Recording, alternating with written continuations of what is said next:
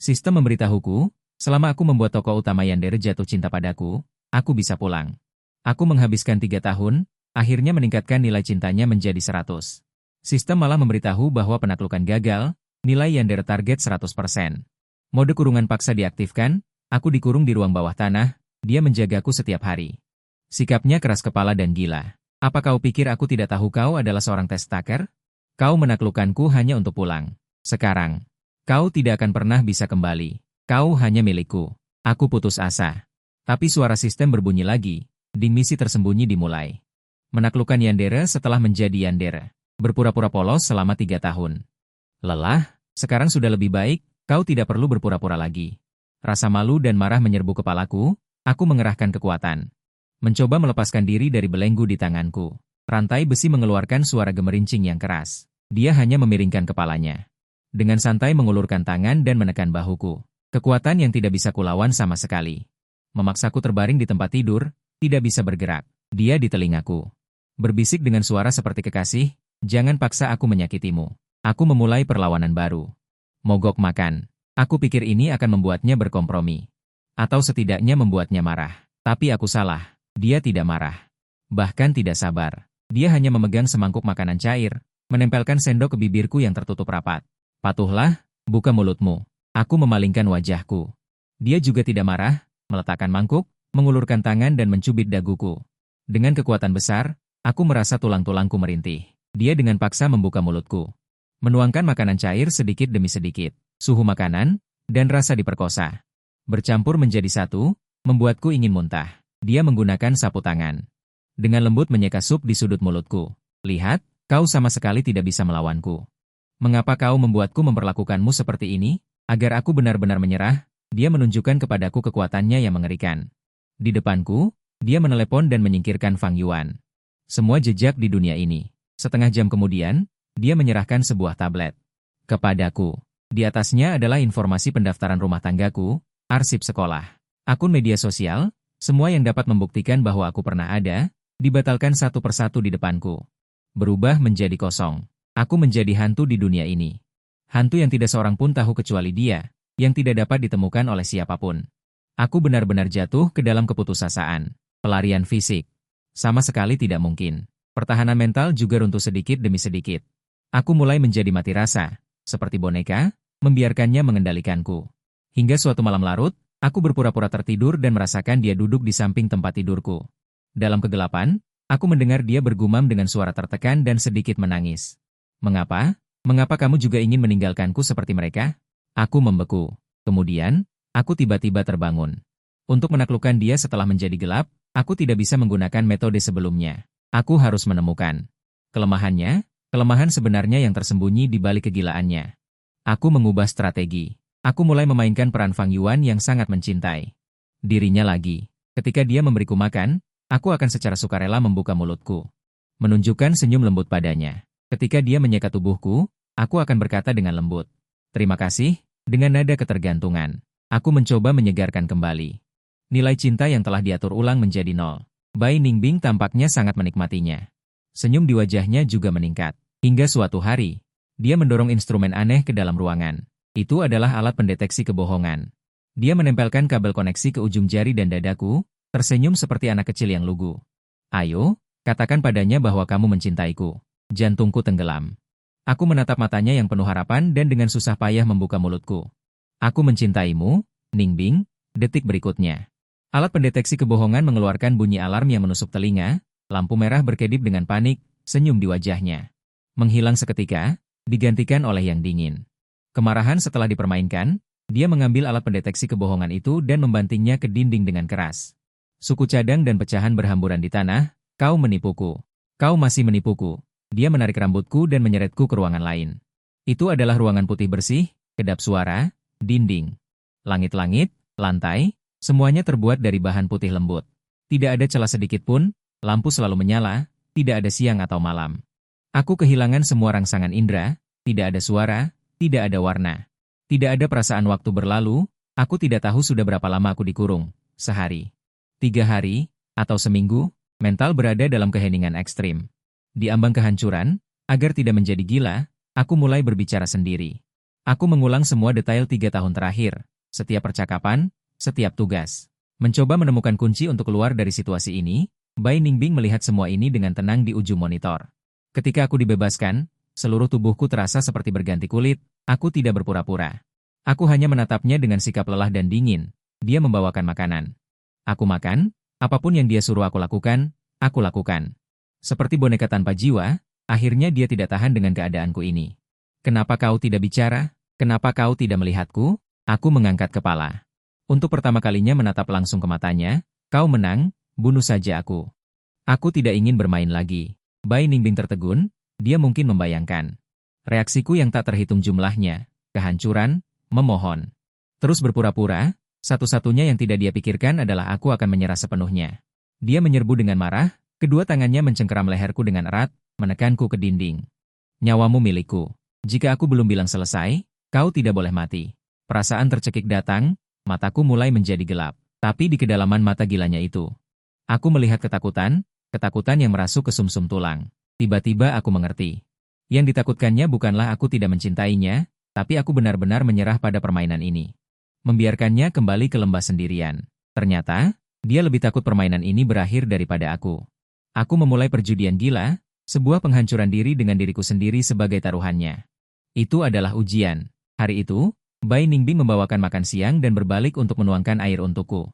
Aku mengambil kesempatan menggunakan tepi kasar di pergelangan tanganku, menggoreskan luka yang dalam di lenganku. Darah langsung menyembur keluar. Dia kembali sambil membawa cangkir air, melihat adegan ini. Cangkir di tangannya jatuh ke lantai dengan suara brak. Fang Yuan. Dia bergegas mendekat, suaranya melengking. Dengan kepanikan yang belum pernah terjadi sebelumnya. Dia dengan tergesa-gesa mengeluarkan kotak P3K, membersihkan lukaku dengan tangan gemetar. Membalutnya. Matanya merah, tapi gerakannya sangat hati-hati. Takut menyakitiku. Aku melihat panel sistem di benakku. Nilai blackening target 95%, turun sementara. Nilai tersembunyi, nilai sakit hati 30%. Meningkat tajam. Aku bertaruh dengan benar, membuatnya merasa sakit hati. Jangan biarkan aku, lebih bisa menggoyahkan emosinya. Sejak hari itu, aku selalu bisa melukai diriku sendiri secara tidak sengaja. Saat makan, tersangkut duri ikan di tenggorokan. Saat turun dari tempat tidur, tidak sengaja terjatuh. Dahi terluka, saat mandi kulit terbakar air panas. Setiap kali, aku menghindari titik vital, tapi lukanya terlihat sangat mengerikan. Setiap kali, Bai Ningbing akan menunjukkan kegelisahan dan rasa sakit hati yang ekstrim. Dia akan membalut lukaku secara pribadi, memberiku obat, menjaga di sisi tempat tidurku sepanjang malam. Nilai sakit hatinya, di bawah manipulasi saya, melambung tinggi. Akhirnya, saya memutuskan untuk memberikan dosis terakhir obat yang kuat. Makan malam hari itu sangat mewah, dia yang membuatnya sendiri. Saya makan dengan sangat lambat, lalu, tanpa sengaja, mengambil sebatang jarum perak tipis dari sepiring sayuran yang sama. Saya tidak berbicara. Saya hanya mencubit jarum itu dan menatapnya dengan ekspresi terluka dan tidak percaya. Wajah Bai Ningbing langsung menjadi pucat pasi. Tidak. Bukan aku tidak melakukannya. Dia tidak bisa membuktikan dirinya. Aku menyembunyikannya dengan sangat baik. Jarum itu adalah yang sebelumnya diam-diam aku ambil dari kotak jahit. Dia pikir itu adalah pelayan di villa yang ingin mencelakaiku. Dia di depanku. Menyingkirkan semua pelayan. Metode-metodenya sangat kejam sehingga membuatku terkejut. Dia tidak bertanya. Langsung menyeret semua pelayan yang pernah bersentuhan dengan bahan makanan di dapur. Jeritan datang dari luar pintu. Dan segera menghilang. Seluruh villa sunyi senyap seperti kuburan. Setelah melakukan semua ini, dia kembali ke hadapanku. Kakinya lemas.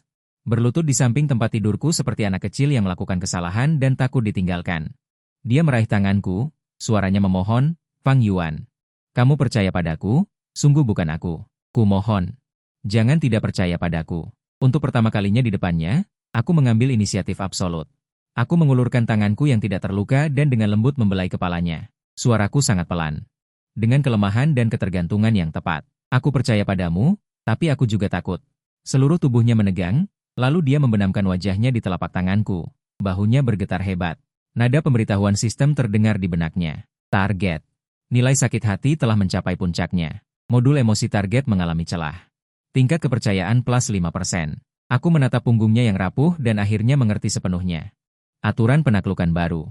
Aku tidak perlu lagi berperan sebagai orang yang mencintainya. Aku harus menjadi satu-satunya harta yang perlu dia lindungi, yang bisa hancur kapan saja. Peningkatan kepercayaan hanya memberiku kebebasan terbatas, borgol di pergelangan tanganku. Dibuka dan diganti dengan gelang yang indah dengan pelacak lokasi. Dan fungsi pemantauan detak jantung. Aku bisa bergerak bebas di lantai satu villa. Saat Bai Ningbing tidak di rumah, aku mulai mencari akar penyebab kegelapannya. Aku tahu pasti ada sesuatu yang menjadi inti dari kegilaannya.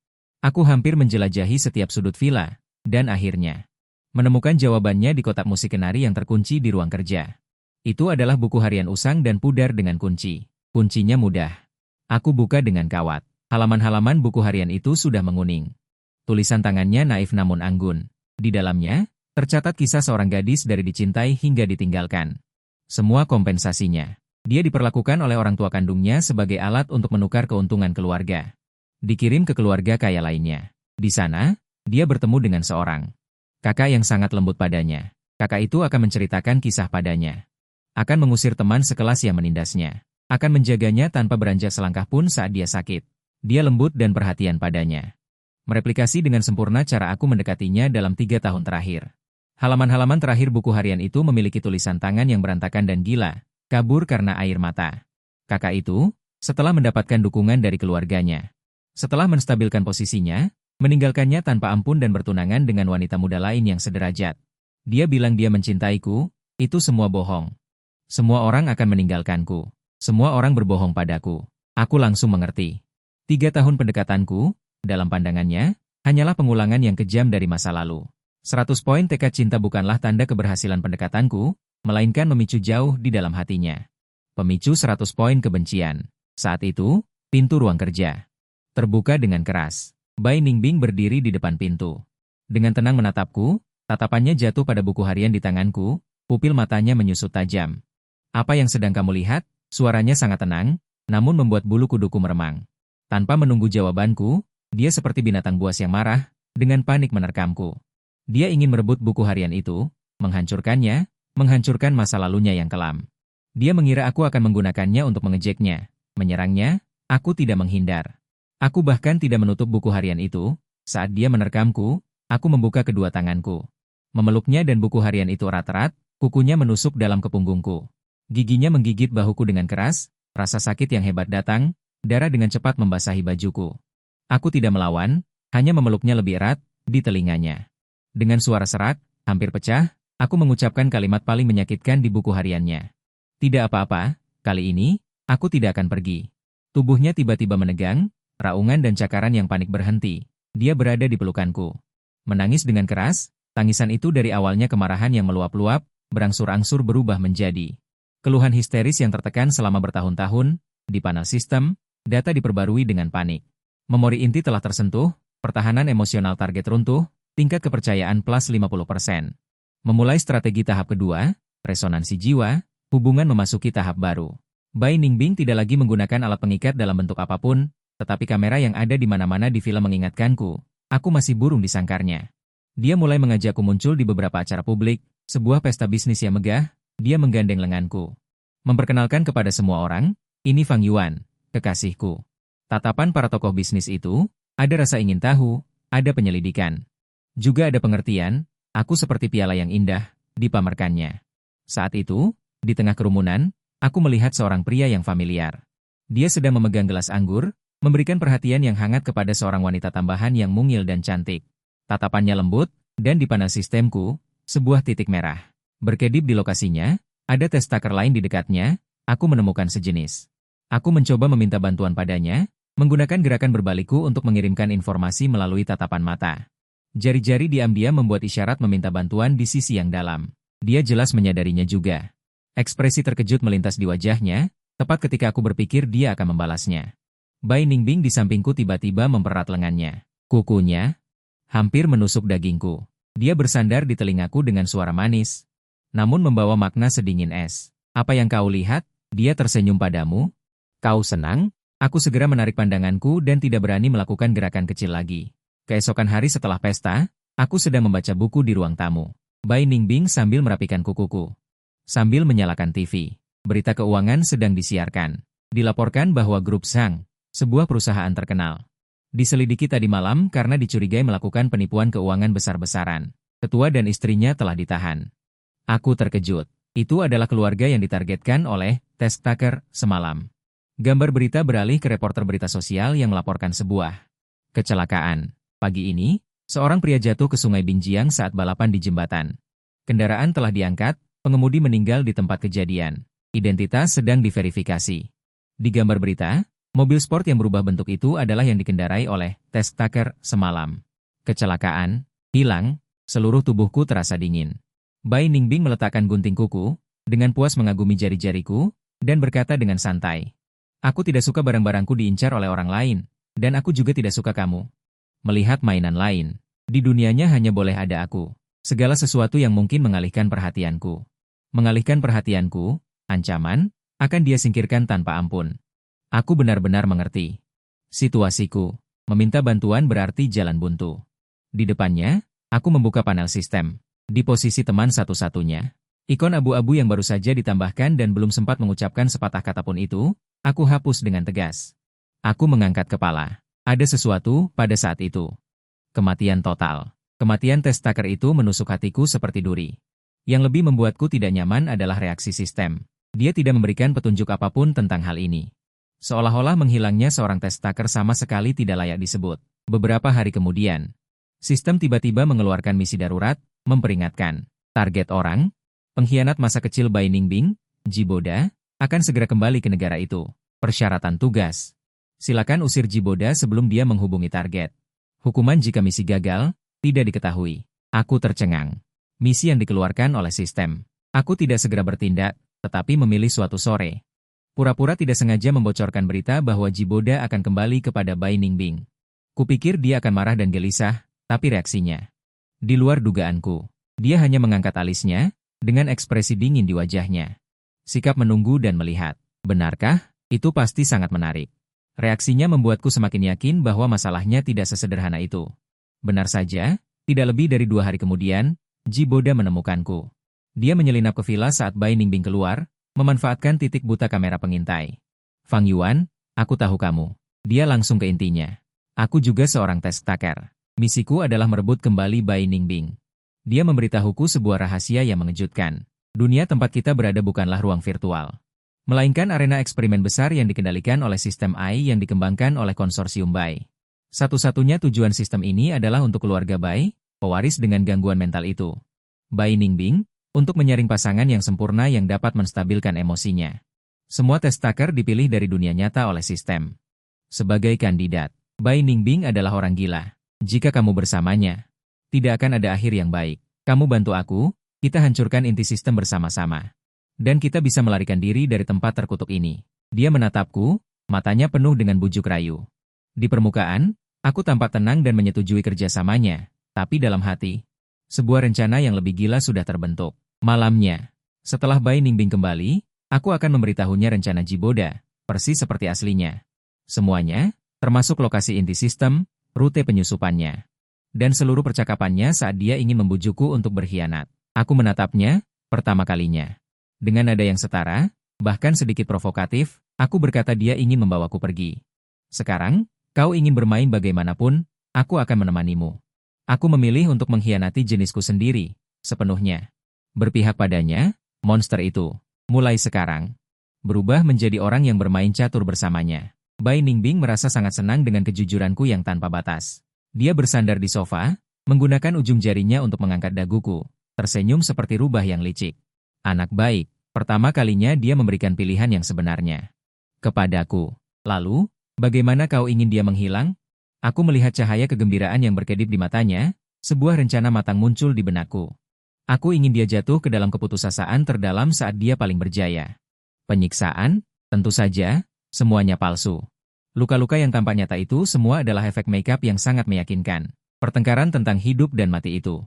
Semua diucapkan untuk didengar oleh Jiboda di ujung monitor, melalui alat komunikasi rahasia yang dia tinggalkan.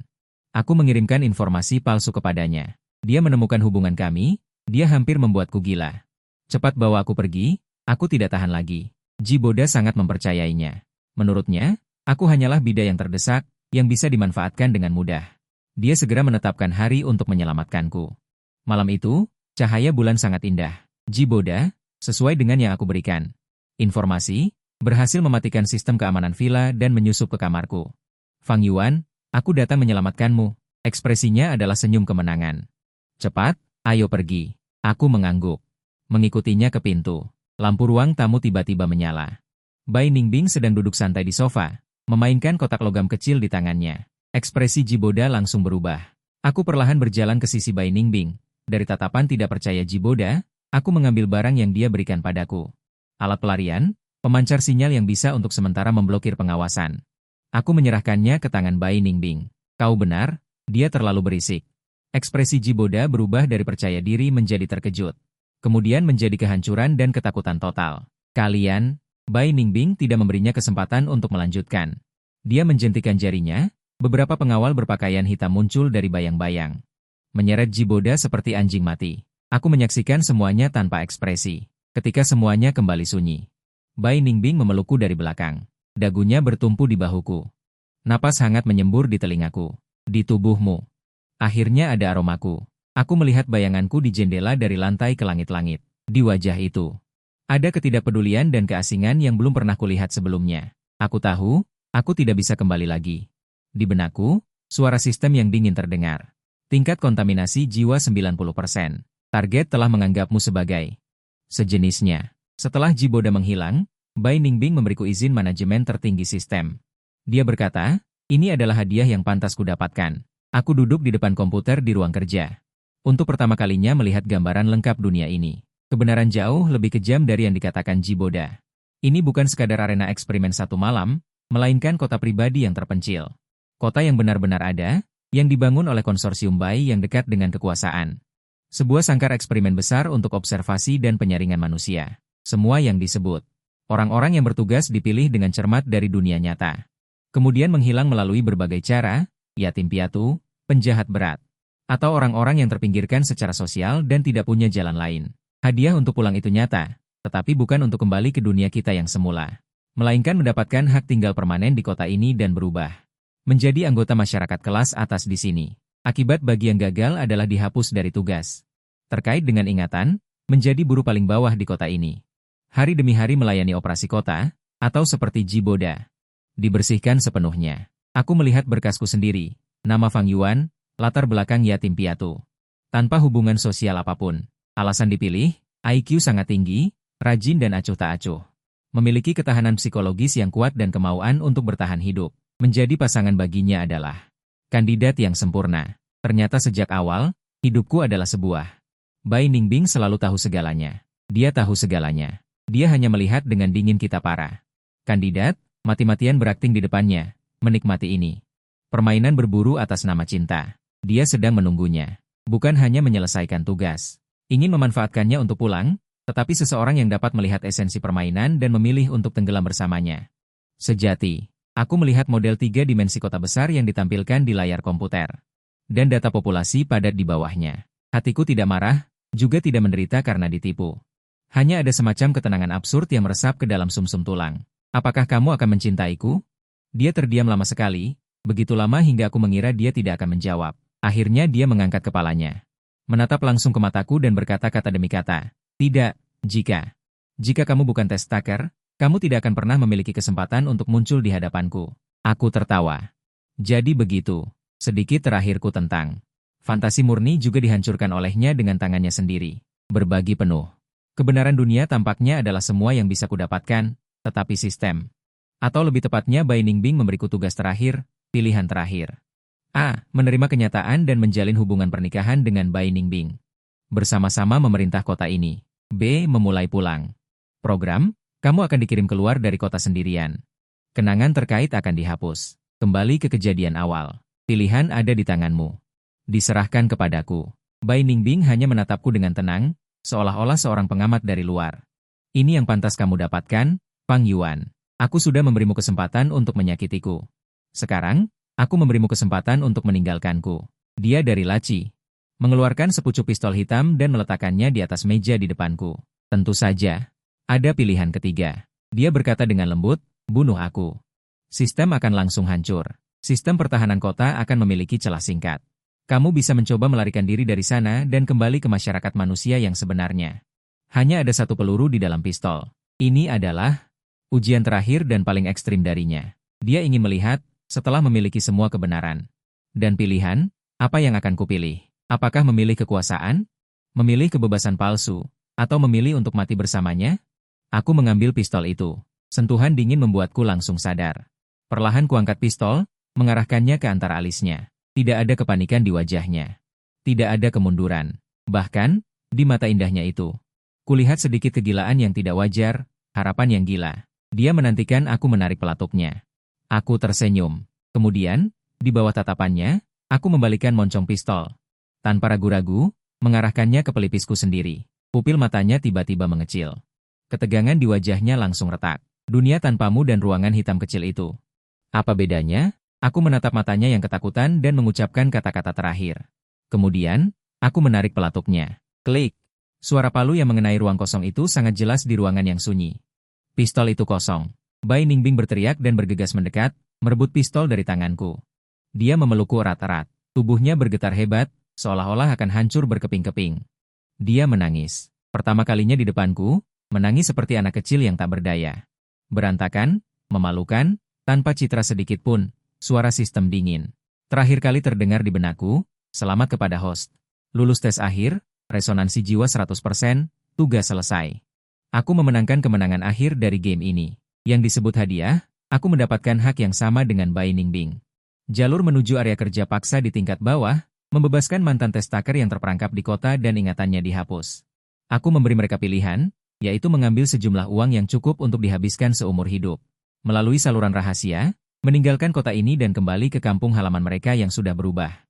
Atau melupakan masa lalu dan tinggal sebagai penduduk resmi kota ini. Bai Ningbing berdiri di belakangku. Melihatku melakukan semua ini, tidak mencegah, juga tidak memberikan komentar apapun. Sampai aku selesai memproses arsip orang terakhir, dia bertanya padaku. Apakah kamu tidak takut mereka akan kembali untuk membalas dendam? Atau membocorkan rahasia di sini? Aku mematikan layar dan berbalik untuk menatapnya. Seorang raja yang memenuhi syarat. Tidak perlu mengandalkan pemenjaraan untuk mempertahankan pemerintahan. Adapun rahasia, aku tersenyum. Apakah kamu pikir orang luar akan percaya apa yang dikatakan orang gila dan orang mati? Aku mulai mengubah kota yang dipenjara ini. Aku bukan Bunda Teresa. Kebaikan hatiku hanyalah cara memerintah yang lebih tinggi dan lebih stabil. Aku memperkenalkan informasi dan budaya eksternal ke kota ini secara terbatas, memecah keterasingan yang telah lama berlangsung di sini. Sementara itu, aku juga membangun sistem pertahanan dan firewall informasi yang lebih ketat. Sifat dan kegilaan Bai Ningbing. Di bawah bimbinganku, itu bukan lagi pedang tajam yang menyakitiku, tetapi telah berubah menjadi senjata terkuat untuk menjaga kerajaan kita bersama. Aku membangun tempat perlindungan yang benar-benar aman untuknya. Hanya aku yang bisa masuk. Itu adalah kastil putih yang terletak di pusat kota. Di dalamnya ada semua yang dia sukai. Aku menjadi satu-satunya kelemahannya. Dia tidak perlu lagi menggunakan kekerasan dan pemenjaraan untuk memastikan keberadaanku, dan dia juga rela menjadi landasan terkuat di bawah tahta kekuasaanku. Aku berubah dari burung dalam sangkar menjadi raja sejati kota ini. Beberapa tahun kemudian, kota itu berada di bawah pemerintahan bersama kami. Tiba-tiba, hati menampilkan pemandangan aneh namun makmur.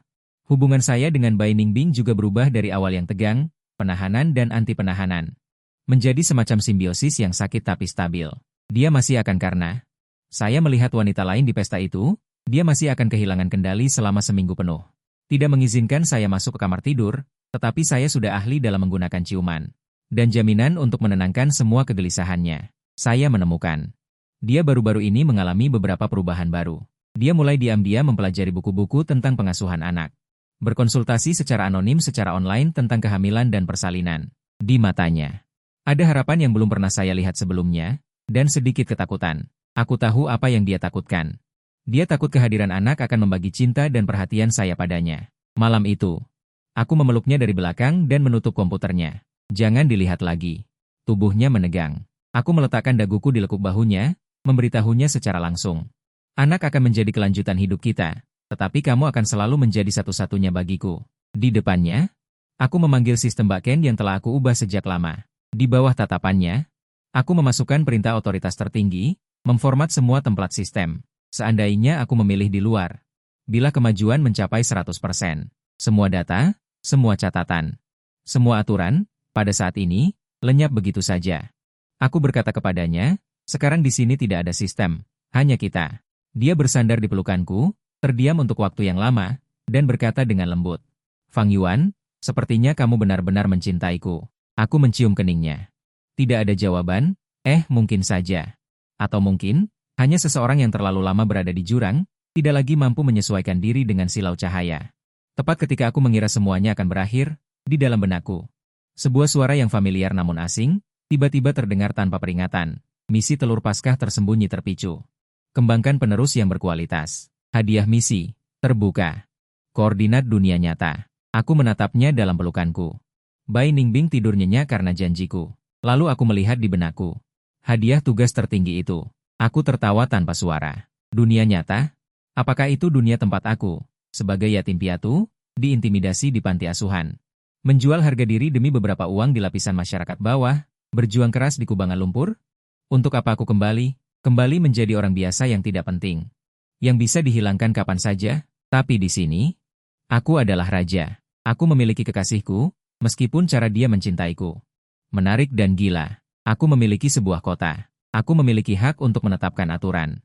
Aku memiliki segalanya. Apa yang disebut pulang? Sejak awal, itu adalah premis palsu.